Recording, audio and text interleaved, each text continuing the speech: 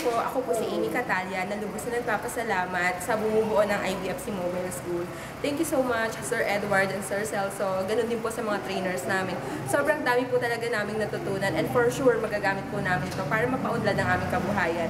Nawa, sana po magkaroon pa po kayo ng mga maraming projects para po marami pa rin po kayong matulungan. God bless po and more power. Maraming salamat din po sa Barangay Kaligayahan na nagpagamit sa amin ng multipurpose.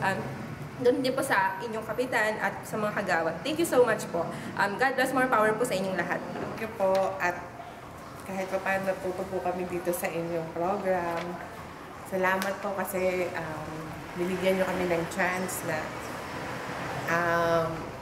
maano namin yung tinatago namin talent. Kahit na sandali lang namin kayo nakasama. Thank you po talaga.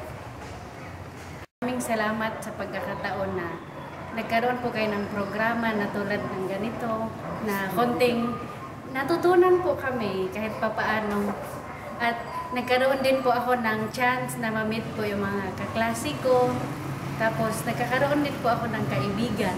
Unang-una po, nagpapasalamat po ako sa bumubuo ng workshop na ito, lalo-lalo po sa IBFC. Thank you very much. IBFC sa aming sa Domestic Deal kasi marami kami natutunan tungkol sa pag-upit sa makeup. Thank you very much. For me, ako po nagpapasalamat ako sa IBFC sa pagtulong po sa akin na sa mga cosmetics na gano'n po. Pwede ko po siyang may apply sa future.